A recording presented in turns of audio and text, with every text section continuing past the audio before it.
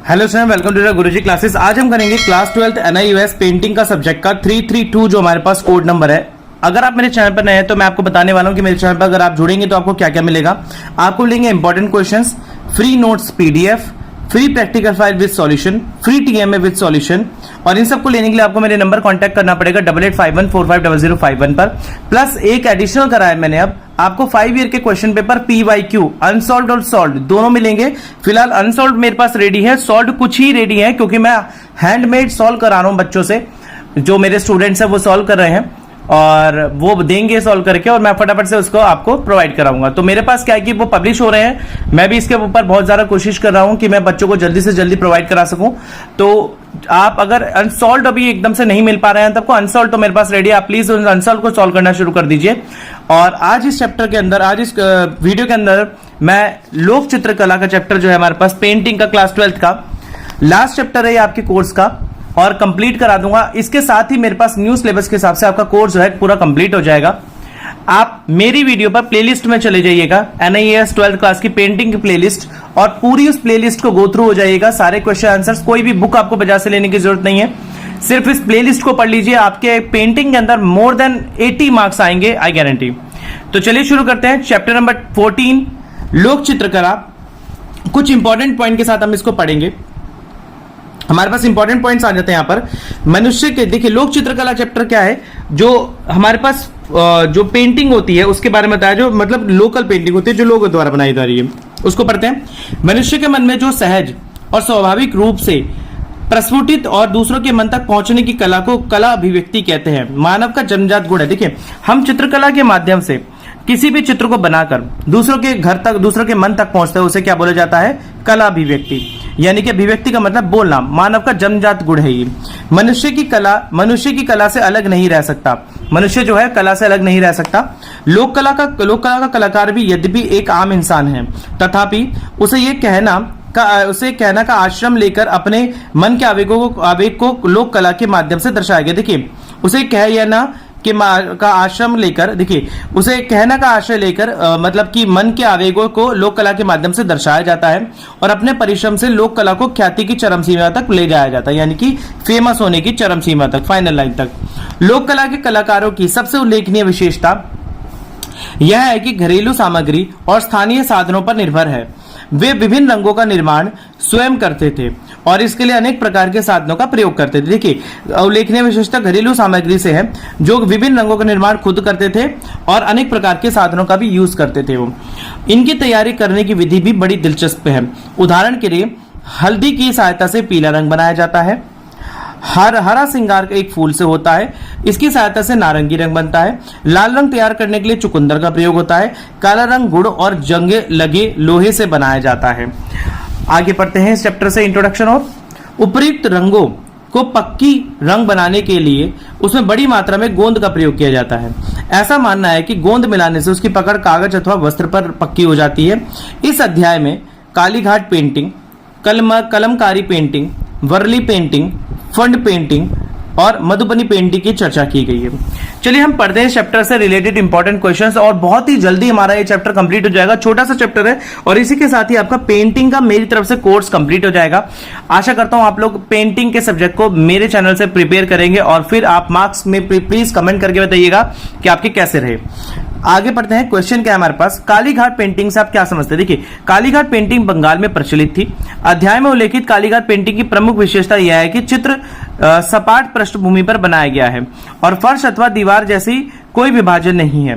रंगों में काला रंग, पीला रंग का प्रयोग हुआ है। चेहरे पर शरीर में मूलतः सफेद रंग की प्रधानता है। इस चित्र का अन्य विशेषता गहने, विशेष रूप से कानों में डाले गए बड़े बड़े गोलाकार कुंडल है, जिसमें आवश्यक रूप से 2 मोती भी दिखाए गए हैं। संपूर्ण चित्र का रेखांकन बड़ा सरल और आकर्षक है, मतलब कि जो पूरा चित्र बनाया गया बहुत ही सरल और अट्रैक्टिव बनाया गया है। देखिए इसका इंपॉर्टेंट जो है ये आपका इंग्लिश मीडियम के स्टूडेंट्स के लिए इस क्वेश्चन का इंग्लिश वर्जन ये रहा। आप चाहते हैं ऐसे स्क्रीनशॉट ले सकते हैं। चलिए आगे बढ़ते हैं। अगला क्वेश्चन मेरे पास आता है, कलमकारी की प्रमुख केंद्र का नाम बताएं। देखिए कलमकारी पेंटिंग आंध्र प्रदेश में प्रसिद्ध है। वहां उसके 2 प्रमुख केंद्र स्थल हैं, मुसलीपट्टम, श्रीकालाहस्ती। यह चित्रकारी वस्त्रों पर की जाती है जैसा कि चित्रों में दिखाया गया है। जीवन वृक्ष चित्रकारी चित्रकलमकारी शैली का उत्तम उदाहरण है। पारंपरिक भारतीय नक्काशी की रूपरेखा द्वारा यह चित्रकारी कपड़ों पर पर्दे के लिए बनाया गया है। नक्काशी में पेड़ की शाखा प्रशाखाएं तथा पत्तियों के साथ कई चिड़ियाओं को दर्शाया गया है। इनमें 2 मयूर भी नजर आते हैं। मयूर का मतलब मोर, 2 मोर भी नजर आते हैं। इस क्वेश्चन का इंग्लिश वर्जन ये रहा, आप यहां से स्क्रीनशॉट ले सकते हैं। चलिए अगला क्वेश्चन पढ़ते हैं। अगला क्वेश्चन आता है, वर्ली पेंटिंग पर एक लेख लिखिए। वर्ली पेंटिंग महाराष्ट्र के थाने जिले के वर्ली जनजाति द्वारा बनाई जाती है, इसलिए इसे वर्ली पेंटिंग कहा जाता है। इस पेंटिंग में मानव आकृतियां त्रिकोण कुछ सीधी रेखाओं पर बनाई गई हैं। इसके बावजूद स्वाभाविकता और मनोदशाएं बड़े श्रेष्ठ ढंग से व्यक्त की जाती हैं। धार्मिक पेंटिंग भावनाओं की अपेक्षा मनुष्य प्रकृति के संबंधों को बयान करती है, मतलब कि धार्मिक भावना के अलावा मनुष्य प्रकृति के संबंधों का भी बहुत अच्छी तरीके से बयान करती है। इसका इंग्लिश मीडियम का क्वेश्चन ये रहा। चलिए आगे पढ़ते हैं। राजस्थान की फट पेंटिंग की विशेषता बताइए। देखिए, राजस्थान की फट पेंटिंग की की गई विशेषता है। चित्र को हल्के रंग की सपाट पृष्ठभूमि पर दर्शाया गया है। यह चित्र बहुत बड़े चित्रों का एक भाग है। इस चित्र में राजस्थानी स्त्री और पुरुष दोनों की विभिन्न गतिविधियों को दर्शाया गया है। रंग में लाल, पीला, हरा, काला, सफेद रंगों का प्रयोग किया गया है। तो ये इस राजस्थान की फट पेंटिंग की विशेषता है। आप इसका इंग्लिश वर्जन का क्वेश्चन आगे भी है इस क्वेश्चन में, सॉरी। किंतु लाल रंग का प्रयोग अधिक हुआ है। पशुओं में हाथी, घोड़ा और ऊंट का चित्रांकन किया गया है। ऊंट के चित्रांकन से यह अभ्यास होता है कि राजस्थान जनमानस का अटूट भाग है। सभी आकृतियां राजस्थान की पारंपरिक एवं विशिष्ट वेशभूषा धारण किया है। पुरुष सिर पर पगड़ी, कमरबंद और साफा धारण किए हुए हैं, तो स्त्रियां पारंपरिक चोली, धागा और दुपट्टा आगे अलंकार के लिए स्त्री और पुरुष दोनों ने गहने पहन रखे हैं। राजस्थानी भवन कला एक गुण है, सरोखा, जो इस चित्र में दिखाया गया है। इसका क्वेश्चन का इंग्लिश मीडियम का वर्जन ये रहा, आप इसका स्क्रीनशॉट ले सकते हैं। चलिए आगे पढ़ते हैं। मधुबनी चित्रकला पर एक निबंध लिखिए। मधुबनी चित्रकला बिहार की लोकप्रिय चित्रकला है। यद्यपि बिहार के पिपरिया के ग्रामीण अंचलों में इस सरल एवं सृजनात्मक चित्रकारी थी। संस्कृति काफी पहले से प्रचलित रही, तथापि इस संसार को परिचित कराने में श्रेय जर्मनी को जाता है। मधुबनी को लोकप्रिय चित्र प्रकृति में वस्तु में निर्मित रंगों से बनाए जाते हैं, यथा हल्दी से पीला रंग, नीला दीपक के कागज को काला, हरा सिंगार के फूल में नारंगी रंग। इस शैली में चित्रांकन के 3 तरीके हैं। पहला भित्ति चित्र का मतलब होता है जो दीवारों पर बनाया जाता है। दूसरा पट्टा चित्र जो टैबलेट्स पर बनाया जाता है, और तीसरा आर्यन। क्षति, जल पावक, गगन तथा समीरन 5 तत्वों के लिए अलग अलग रंग निश्चित है।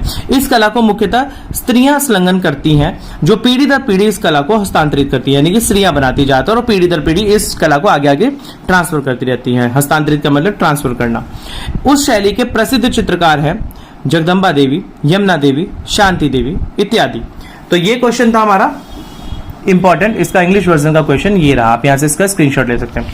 तो स्टूडेंट्स, ये बहुत छोटा सा चैप्टर था। इतना सा ही चैप्टर में आपके मुश्किल से 10 मिनट की भी आपकी वीडियो नहीं है ये। इतने से चैप्टर के अंदर आपका लोक चित्रकला का चैप्टर कंप्लीट हो जाता है। और इसी के साथ ही मैं बहुत आभारी हूं आपका कि आप लोगों ने मेरी वीडियो दी, इतना प्यार दे रहे हैं बच्चे। और आपका मैं पेंटिंग का पूरा कोर्स कंप्लीट करा चुका हूं। आप इस पेंटिंग की प्लेलिस्ट को सेव कर लीजिए, और लास्ट टाइम पर भी आप एग्जामिनेशन से पहले भी पूरे 2 दिन तक आप इस वीडियोस को देख के आप अपने प्रिपरेशन कर सकते हैं। अगर आपने मेरा चैनल लाइक शेयर सब्सक्राइब नहीं करा तो प्लीज कर लीजिए। मिलते हैं अगली वीडियो में, तब तक के लिए धन्यवाद।